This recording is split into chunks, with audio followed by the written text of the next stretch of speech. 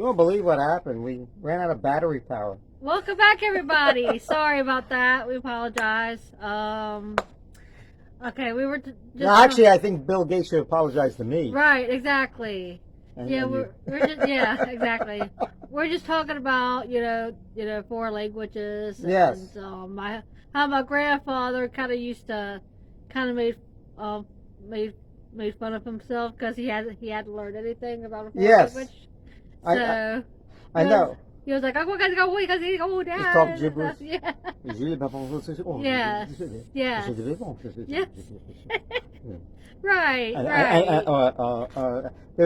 it was called double talk or something. Yeah. And people like a lot of comedians do it very well. Yeah. Yeah. And I think they make fun of it a lot on Family Guy. Yeah.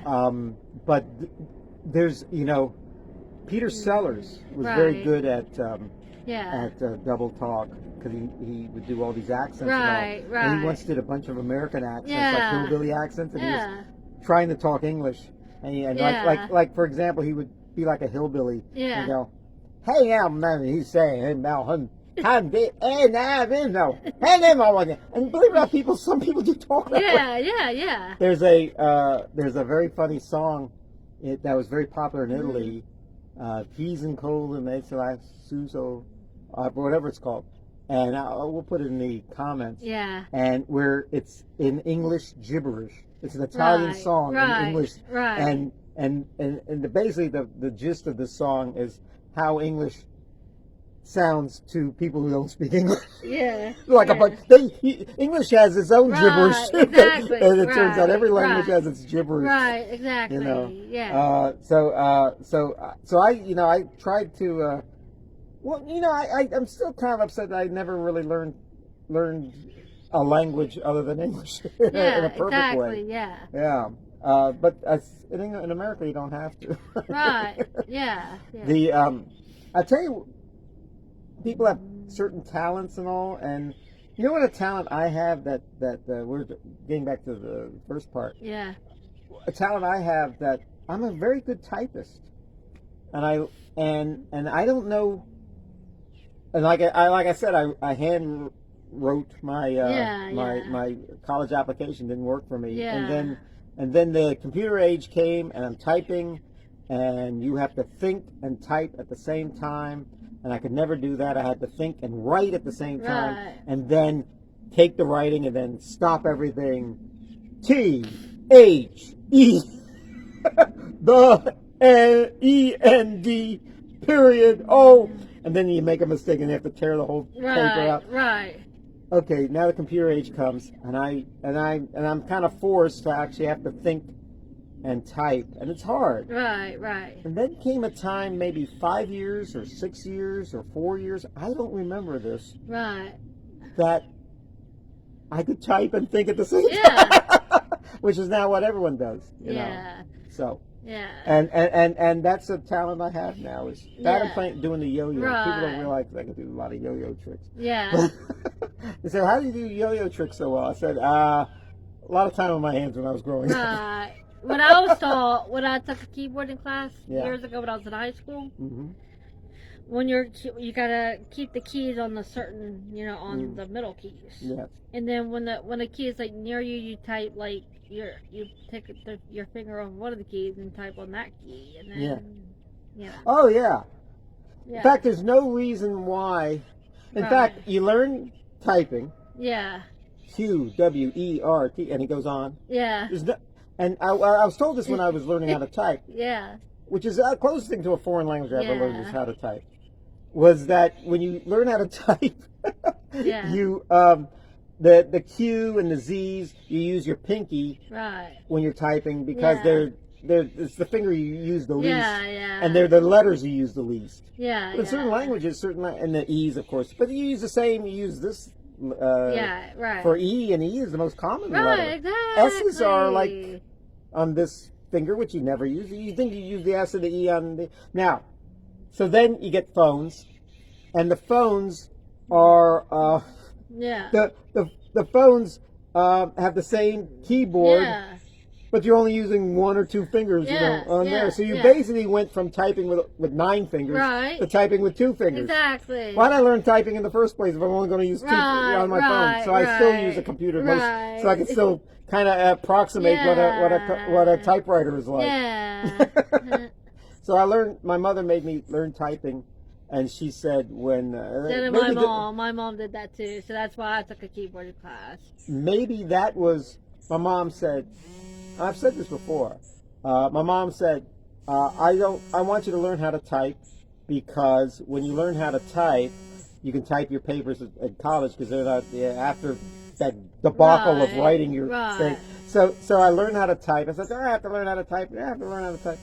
And now, many years later, after getting out of college, the only class they say, you're never going to use your geometry. You're never going to use your ancient Sanskrit or something. Right. But you will still need to type, and in the modern age, in the computer age and everything, I'm still typing. Yeah, right. Now you can just dictate and it all types up. Yeah. This show on like YouTube and stuff, if you push closed captioning, it's fascinating to watch, to see everything you say already typed out while you're talking. I was like, wow. Yeah. I feel like I'm in a foreign film, only I'm speaking English, and the subtitles are in English. Yeah. Now, before we leave, you said you were listening to Roger Miller? Yes. Tell me about what you know about Roger Miller. I played one of his records yesterday. It was his golden hits. He had all his hits that he did back in the 50s and 60s, and there was a song called King of the Road. Yeah. Isn't that a good song? Yeah, no food, nor sale, nor rents. Costs are worth 50 cents out. No food, no pets. King ain't got no cigarettes. King of the road. That's almost exactly like it. Yeah. Well, let me tell you about that song. Yeah. If you sing that song in karaoke, yeah, which I have done, so many people. There are people who obviously know it. Yeah. But there are people that have never heard it before and immediately like it. Yeah. What is that song? There's 2 songs, 2 kind of country songs like that. 16 Tons and 16 Tons. What do you get? In deeper in that. Yeah. Out the company store. There. But King of the Road, a lot of people today don't know the song. Yeah. But they love the song once you sing it. So I try to so I try to educate people that it was written by Roger Miller. Yes. It's his biggest hit. Yes. And Roger Miller used to end I saw him in person, Roger Miller, in the day. He lived like maybe 3 years after I saw him. He died. He had a very troubled private life. He was married a few times, and he had I think a drug problem, an alcohol problem. And yet he was so talented. You talk about his greatest hits. I know King of the Road, of course, but I was in a record store, and the record guy put, they always have music in a record store in those days on the loudspeaker, and he played almost the entire greatest hits. And I thought, these are the coolest songs I think I've ever heard and I knew it was Roger Miller. I said, is that Roger Miller? And they said, yes. Right. And they said, King of the Road was the next song. I said, oh. Okay. And then, wow. But even those songs were good. They were like almost modern jazzy type songs, but they were all country songs. Yeah. England Swings and Do Wackadoo. Oh, yeah, and I have all that too. You Can't Roller Skate that one, and what's that really good song? Engine Number 9. Oh yeah. From a Jack to a King. All these songs are just so good. I think Lock, Stock, and Teardrops he wrote. And then King of the Road, which is the cherry on top. He was very nice. I'll put it in the comments a picture of me with Roger Miller. Okay. Roger Miller is and Roger Miller was very funny. Oh yeah. Roger Miller used to co-host the Mike Douglas show. Sometimes was a guest host on the Johnny Carson show, and he was, you would think he was a comedian. He was so funny. Wow. And he was funny when he did the show at the what's now the Altria Theater. Yeah. It was part of the WRB. It used to be the Carpenter Center. No, it used to be the Mosque. Oh, that's right. Yeah. I get those confused. Well, but if you don't live in Richmond, you don't know. I lived in Richmond, but I forgot, we do our show for the whole world, not just Exactly. people Yeah, on our block. We do show for a whole world to see. For the whole world. I'm a citizen of the world. Exactly. We're citizens of the world. Right. We're Renaissance people. Right. So anyway, but Roger Miller is a man for all seasons and all places. Yes. And Roger Miller was just so talented. Roger Miller, people only think of his songs that he was popular in the 1960s. He actually, I think, had a TV show for a while on the National Network or something. Okay. But he was actually won Tonys for the one Broadway show he wrote. It was all about Huckleberry Finn. Wow. It was called Big River. Good, very good songs. Wow. And won Tonys that year. He was living in New York for like 2 years while this was going on. And Big River, all about Huckleberry Finn, and he wrote all the songs. So that gets revived every once in a while. So always check that out. Yeah, okay. But we don't. He died at a young age. He probably died. I don't know how old. I don't think he was more than. I don't think he ever saw 60. Yeah. I'll tell you more when I look it up. But Roger Miller was great. Yes. Roger Miller was great. If y'all haven't heard of him, I encourage you all to listen to him. Mm-hmm. Okay. Even look on YouTube or, something like that. You can, probably find a lot of him in that. So. One of the last things I saw him do was he did a commercial for Pepsi. They were having tryouts for the new team for Pepsi. It was like a Super Bowl ad, maybe a few years before he died, and it was he didn't live much longer, but he looked good, even looked good in the commercial.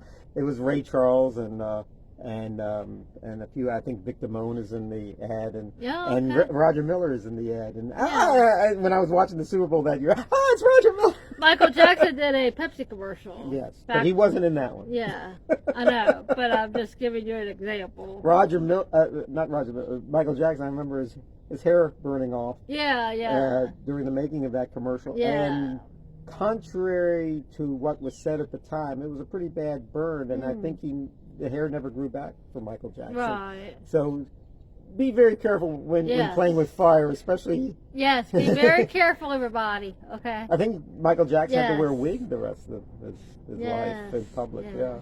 Because of the burnt scalp. When you burn the scalp, the hair doesn't grow back. Yeah. Roger Miller was great. Yes. And so maybe I could find that Pepsi. Okay, yeah. So anyway, let me tell you, there was a lot of travails doing this show. One, the computer was hardly working. It started raining. Yeah. Now we're improvising. Yeah. But you pulled it off. Yeah. Mary, and thank you for having me on this show. Absolutely, as always. And I can't express good enough how good we work together. Yes. This whole show. So we work together like salt and pepper. Yes, definitely. I salt and you're pepper. We work together like beans and cornbread. Exactly. We work like frickin' frack. Okay. Well, it was. Thank you all for tuning in, and may God bless you all. You take care.